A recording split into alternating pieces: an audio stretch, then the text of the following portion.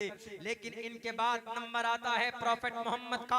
अल्लाह के नबी अलैहिस्सलातु वस्सलाम जब अपनी बात लोगों के सामने रखते हैं, हे लोगों क़ुलू ला इलाहा इल्लल्लाहु तुफ्लिहू, पूरी कौम मुखालफत में उतर जाती। सबसे पहले कोहे सफा पर आप अलैहिस्सलातु वस्सलाम ने जब ऐलान किया था, क्या लोगों आपने नबुव्वत का ऐलान किया था।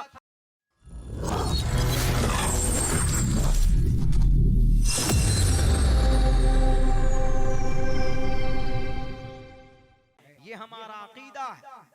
ये अकीदा जो इन अकाइद को, जो ईश्वर की किसी बातों का इनकार करे उसको काफिर बोलते हैं। अब एक वर्ड का एक्सप्लेनेशन मैं कर दूं।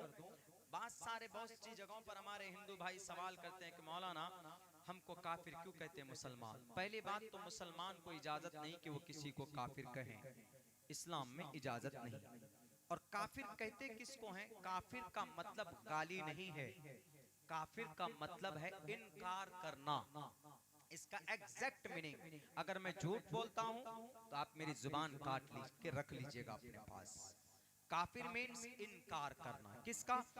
ईश्वर की बताए हुए उपदेश का इनकार करना, बिलीव न करना, ट्रस्ट न करना, उसको काफिर बोलते हैं। जिसको आस्तिक नास्तिक बोलते हैं हम लोग।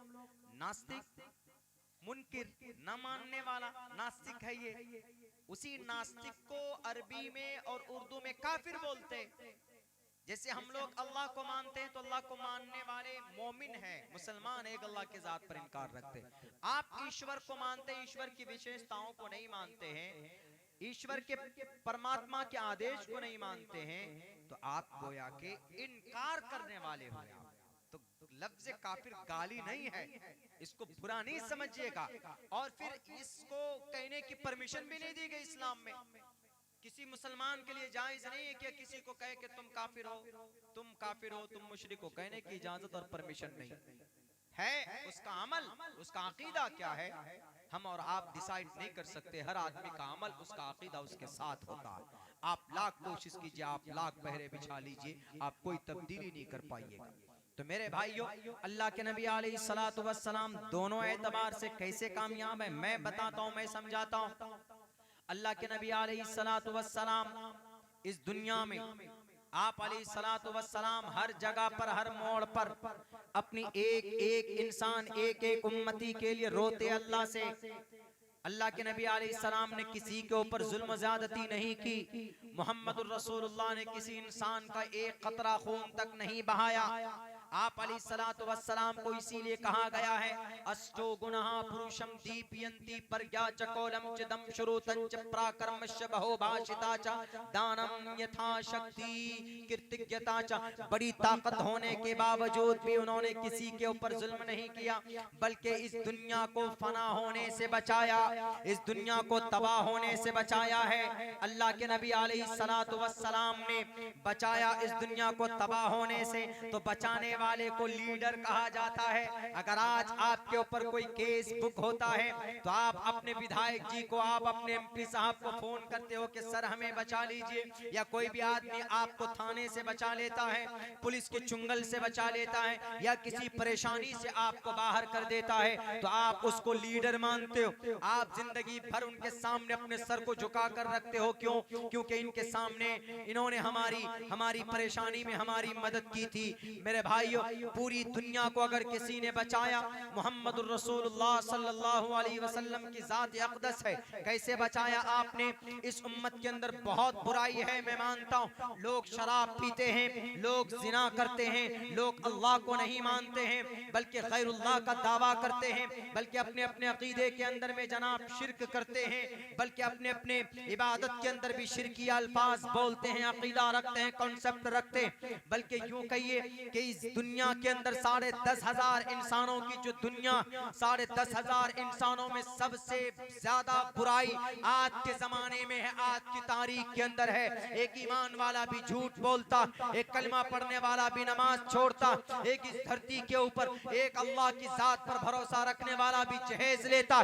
शादी के अंदर हमारे हिंदू भाइयों, आपके यहाँ भी शराब पिया जाता, आपके यहाँ भी तिलक दिया जाता। जैसे इस्लाम में जहेज नाजायज हराम है, आपके यहाँ भी तिलक लेना और देना नाजायज और हराम।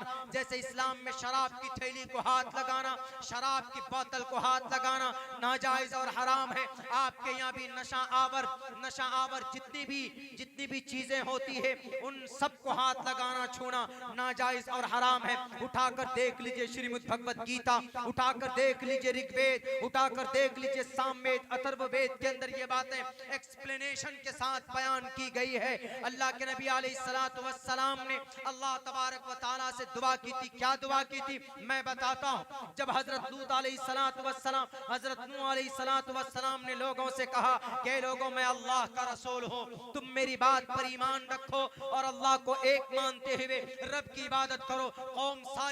कौम सारी मखालफत में उतर गई। 70-80 लोग हजरत नूह अलैहिस्सलाम के हाथ पर ईमान लाए। उनको इतना परेशान किया कि उनको दुआ करनी पड़ी अल्लाह से कि अल्लाह हिफाजत फरमा। हजरत नूह अलैहिस्सलाम को अल्लाह ने कश्ती बनाने की इजाजत दी, कश्ती बनाने का ऑर्डर दिया। कश्ती बनकर तैयार हो जाती है, उस कश्ती पर सवार हो जाते हैं। 6 महीने मुसलसल बारिश होती है, जमीन से पानी निकलता है, आसमान से पानी निकलता है और पूरी दुनिया तबाह बर्बाद हो जाती। पूरी दुनिया में सैलाब, पानी ही पानी भरा होता है, एक भी इंसान नहीं बचता है, एक भी मखलूक का कोई जोड़ा नहीं बचता है, सिर्फ वो जो कश्ती के अंदर सवार होते। पूरी दुनिया तबाह हो जाती। किस बुनियाद पर?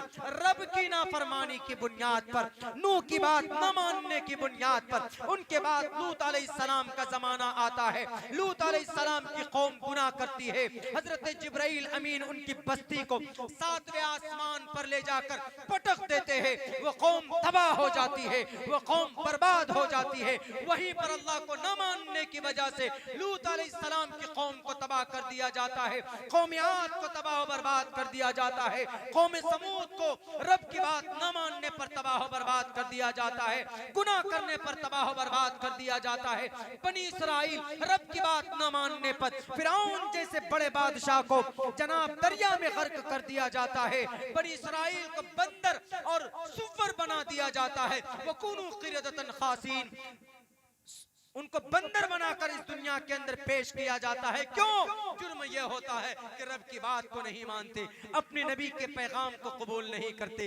लेकिन इनके बाद नंबर आता है प्रॉफेट मोहम्मद का। अल्लाह के नबी अलैहिस्सलातु वस्सलाम जब अपनी बात लोगों के सामने रखते हैं, हे लोगों क़ूलू ला इलाहा इल्लल्लाहु तुफ्लिहू, पूरी कौम मखालफत में उतर जाती।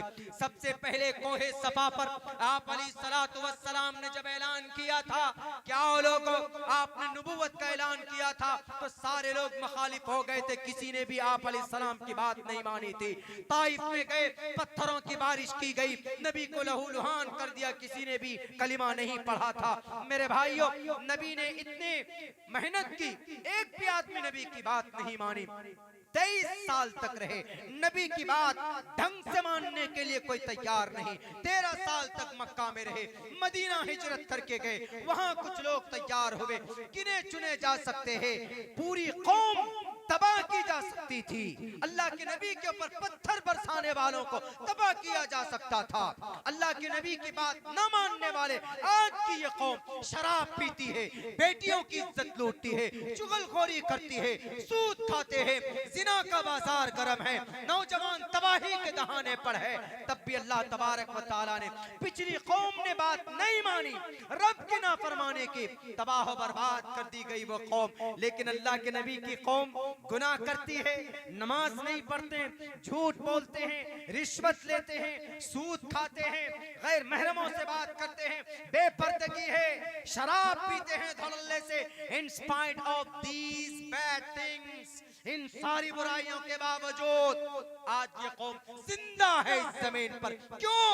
नबी की दुआ की वजह से कि अल्लाह मैं इस दुनिया से जा रहा हूं, लेकिन मेरी पूरी कौम को एक वक्त में आप हलाक नहीं कीजिएगा। जब तक वो दुआ कबूल नहीं हुई, अल्लाह के नबी अलैहिस्सलाम इस दुनिया से गए नहीं। इस दुनिया के अंदर भी अगर इस कौम को किसी ने बचाया, इस दुनिया को बचाया, तो मोहम्मद रसूलुल्लाह सल्लल्लाहु अलैहि वसल्लम ने बचाया।